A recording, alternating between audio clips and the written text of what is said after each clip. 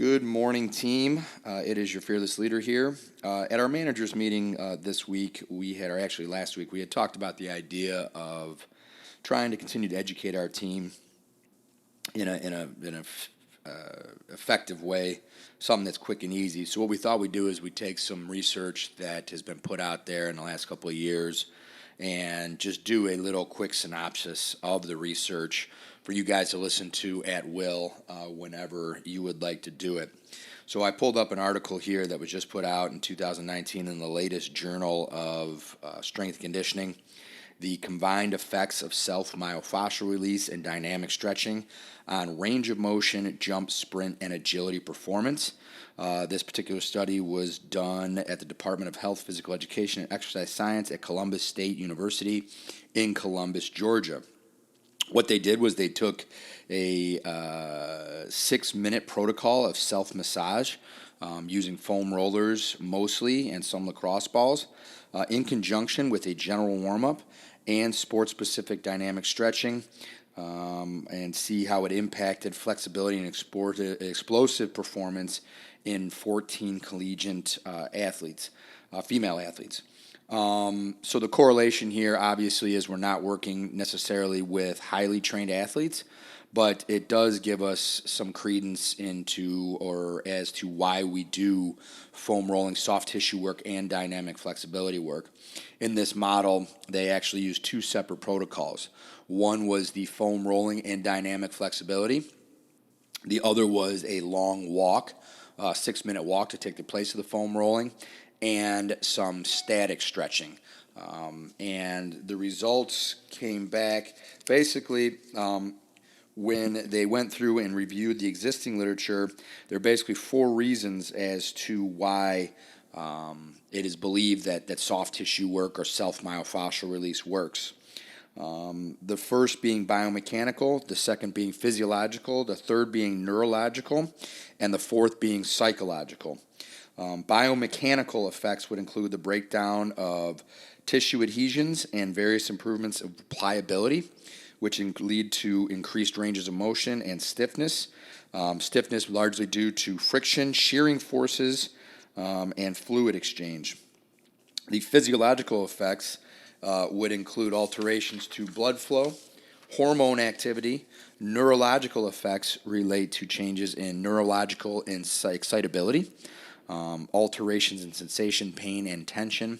And the psychological effects are the hardest to kind of quantify, but, we all, I think, from a mental perspective, when we foam roll, even the idea of kind of talking to people next to you increases relaxation and an overall feeling of well-being. So in other words, if we think it works, somewhat of a placebo effect. If we think it's working, it's working. Throughout this study here, both procedures that were used did show positive impact on sit and reach test, which was done actually before and directly after the self-myofascial release.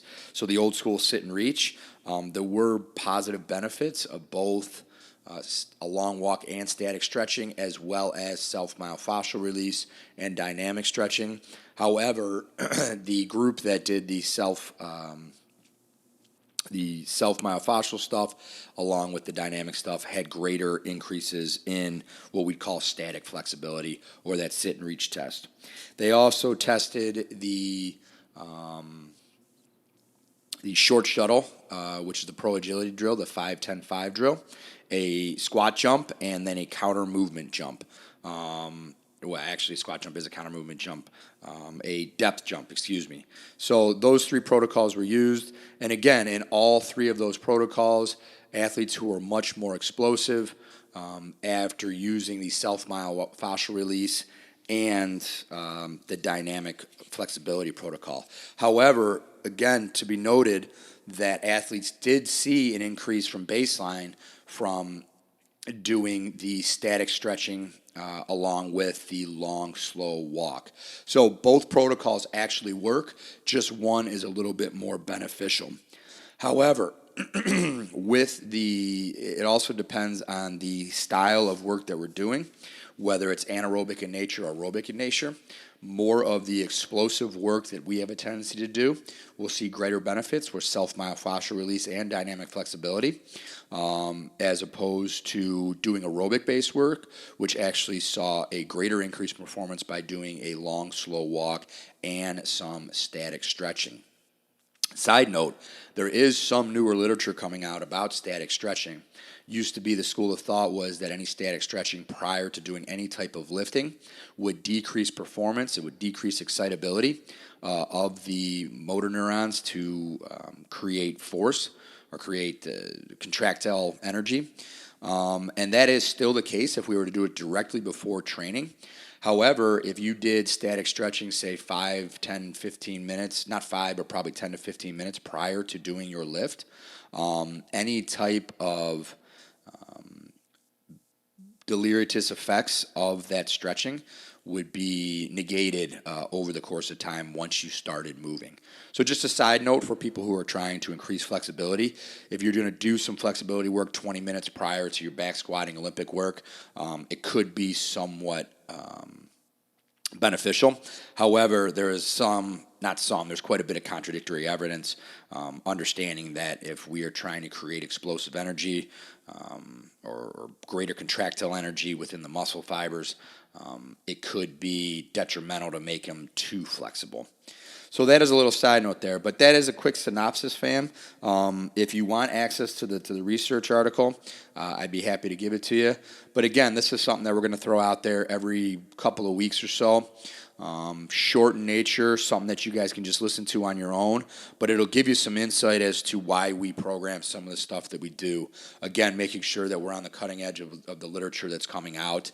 Again, a lot of the stuff that we learned when we were, coming up in this game, at least I did, has been disproven or at best refuted with new evidence. So stay tuned, and hopefully you don't mind me talking because I'm planning on doing some more of this. Thanks a lot, fam. I'll talk to you soon. Bye.